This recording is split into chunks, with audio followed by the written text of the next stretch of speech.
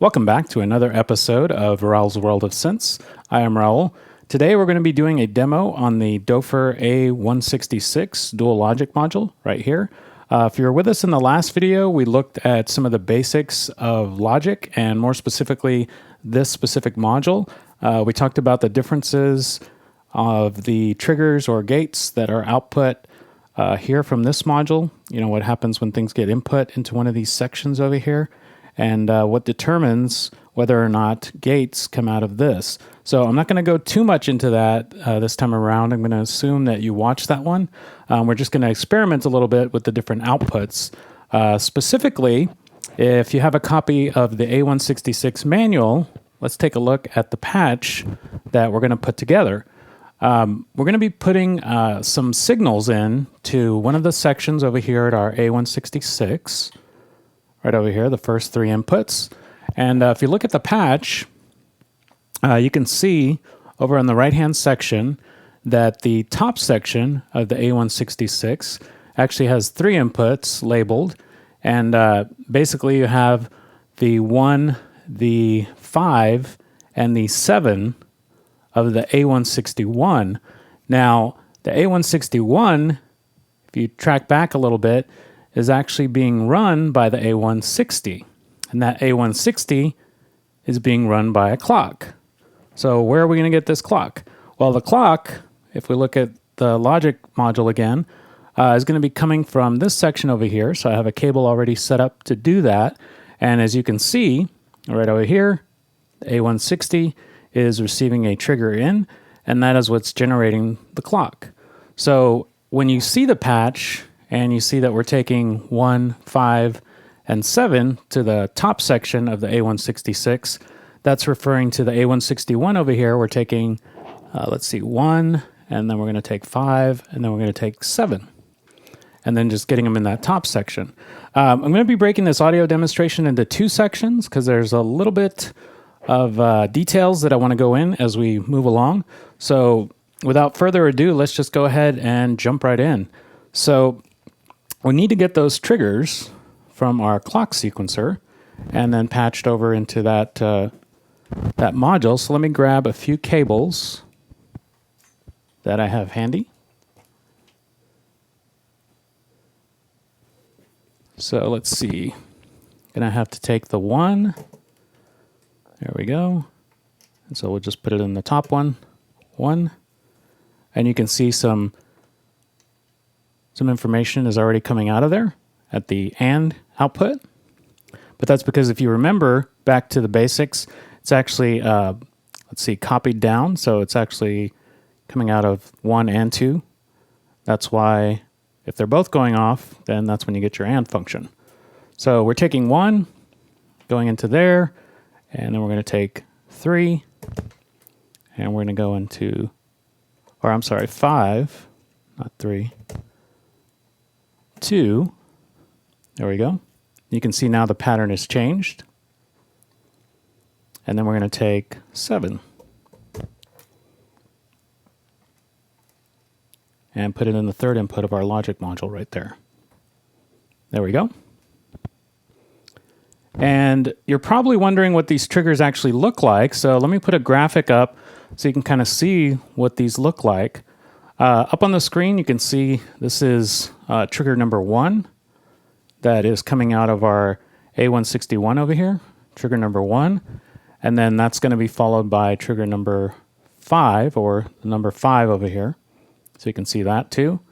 And then number 7, which we took down here, is going to be appearing right there, kind of in time. This is just kind of a graphic here so you can kind of see what's happening. And then our OR that's being output over here on our A166 is going to actually look like this. So there you go. It's like 3 sequential. So it's kind of like, you know, the cascading. Because if you look at this, you know, it's going very quickly. 1, 2, 3, 4, 5, 6, 7, 8. 1, 2, 3, 4, 5, 6, 7, 8. Or, yeah, 1, 2, 3, 4, 5, 6, 7, 8. So it's just like one after the other at the odd numbers right there. 1, 5, 7. 1, 5, 7. But let's actually hear what that sounds like. Now, I'm going to break from tradition a little bit And just for time's sake, and I have some drum modules that are set up on the side, a few 808 style drums. I figured that would cut down on the amount of time that it takes us to get things actually going. And I'm going to take the OR output from here. I'm actually going to send it up to our kick drum. So let's hear what that sounds like. There we go. So now we have an OR output. And if you remember back to our clock, you'll see that I had a kind of a different cable over here. It's kind of different from what we're used to seeing over here. Now I have an overall plan for why I did that. So let me kind of integrate that so you can kind of hear what's going on. So now I'm going to patch into the back of this stack cable, which is acting as a mult. And then I'm going to patch it over into our drum section.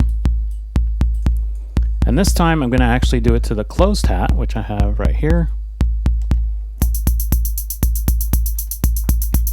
And if you're not familiar with these modules, I'll just lay this out very quickly here. Bass drum output is going into the mixer over here. Closed hat output is going into the, let's see, right there. Yeah, so that one's going into the input 2. And that one's actually, bass drum is going into 4. Okay, so these are a little mixed up, but bass drum is 4. Closed hat is 3. And then snare drum is 2, and cowbell is 1. Okay, so let's keep going. So now we have a basic sort of setup going, and our clock is running both our clock signal, which is our hi-hat, and then we're creating the OR over here. Okay, so let's take a look at the second part of that patch. So in the second part of the patch from the manual, you will see that the OR output is actually being taken and then plugged into the first input of the second section of the A166. Well, for the most part, the OR output is going to be the same as the XOR output, except, you know, in that case where the gates are, what is it, both either all low or all high, then the XOR would be low as well. But you can see the lights are going off at the same time, so we know just visually that this is actually the same trigger. So I can actually substitute this one for now. And I think it fell out. Let me try that again. Okay. So now we're going over into the first input of the second section of the A166 right there. And then we're going to need a couple of other things, because if you look at the patch again, the second input is actually coming from the clock. So luckily I left a clock output over here that's available. So I'm going to take this clock output and then patch it over to input number 2 of our A166. There we go. And now you can see there's activity at both the AND over here. Hopefully you can see that. Let me move this out of the way a little bit. So you can see that there's some activity at the AND output, and there's also some activity at the OR that is slightly different.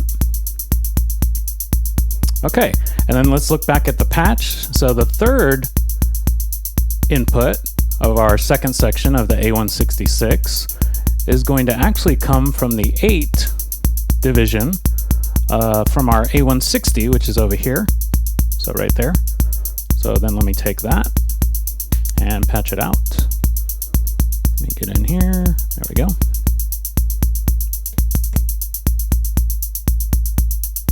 And that changed our rhythm again.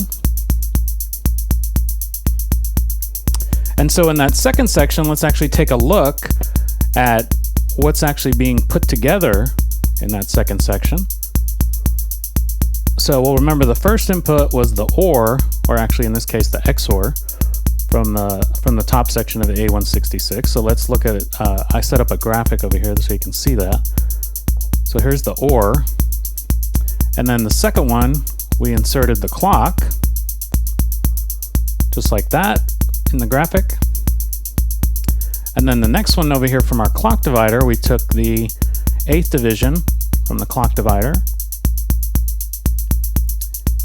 And then the final output, which is actually going to be coming, I believe, from the OR over here, if I'm not mistaken. We're going to actually be taking that and adding another trigger from there.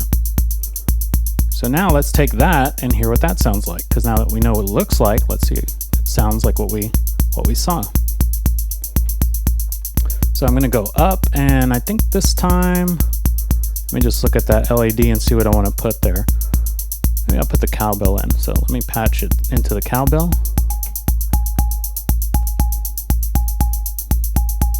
Yeah, that's pretty good.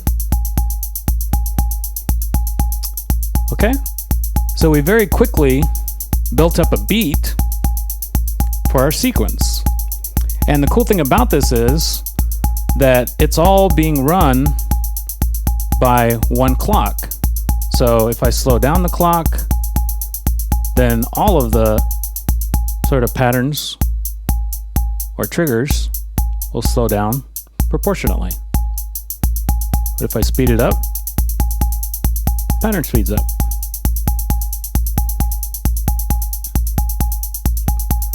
And that's going to be a good place to sort of pause before we go into part 2. Because in part 2, what we're going to do is we're going to throw a bass line sort of into this little mix. So stay tuned for that, and keep on patching out there. Hope you found this useful, and we'll see you next time.